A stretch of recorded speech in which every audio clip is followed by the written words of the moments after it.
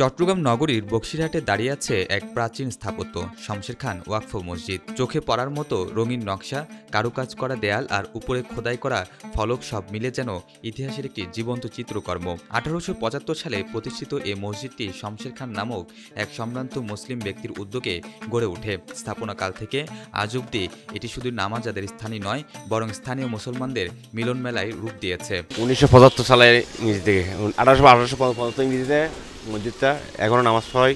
মসজিদে অনেক মুসল্লি হয়। বক্সির এই স্বর্ণপাটে সবগুলো এখানে নামাজ পড়ে সবাই। মসজিদটা অনেক পুরানো, অনেক ভালো।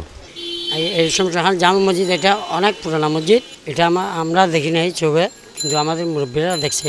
চট্টগ্রাম নগরীর পুরনো ও ঐতিহ্যবাহী এলাকাগুলোর এক বিশেষ নাম বক্সিরহাট। আর এই বক্সিরহাটে দাঁড়িয়ে থাকা এই মসজিদটি শুধু নামই নয়, ইতিহাসেও সাক্ষ্য দেয় শতবর্ষের। মসজিদের গায়ে লেগে আছে ইতিহাসের ধুলো। এই মসজিদটির গায়ে লেগে আছে ইতিহাসের ধুলো, অতীতের গৌরব আর প্রাচীন মুসলিম স্থাপত্যের নিদর্শন। 1875 ইংরেজিতে এটা স্থাপিত করেছিল আমার দাদা আর কি। আমার দাদার নাম হচ্ছে মোহাম্মদ খান। মোহাম্মদ খানের বাবার নাম হচ্ছে শমশের খান। শমশের খান এটা তখন কাঁচা ছিল, বেড়ার ঘর ছিল। এটা সোনাপট্টি মসজিদ নামে এক নামে পরিচিত। এটা আমাদের 40-45 বছর আগে আমি ছিলাম এখানে, আসছি আর কি। এরকম ফুল ছিল আপনার, এগুলো ওখানে ছিল না। এগুলো ছাড়া বাথরুমগুলো নতুন করে করছে, কথা বুঝছেন। এই সময় পুরানা গিয়ে আসলে আপনার মসজিদের মালিক গিয়ে আসেন, আপনার মসজিদ কমিটি আসেন, উনি তো মারা গেছে। এখন নতুন আছে যে তার নাত আওলাদ পর্যন্ত আছে আর কি।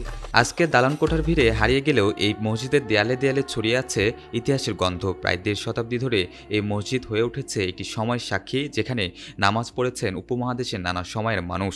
এমনকি ব্যবসায়ীদের আড্ডাও জমত এই মসজিদের প্রাঙ্গণে। শুনছি এটা পুরানা মসজিদ, এখানে অনেক মানুষজন আসছে। এখানে জঙ্গলটা ছিল আগে, খুব একটু জার জঙ্গল ছিল, পুকুর ছিল এখানে। তারপরে মানুষজন বলছে অনেক পুরানা মসজিদ। এখানে আমরা বহুত দূর দূরান্ত থেকে মুসল্লি আসে এখানে। স্থানীয়রা এরা সবাই নামাজ পড়তে এই মসজিদে আসে।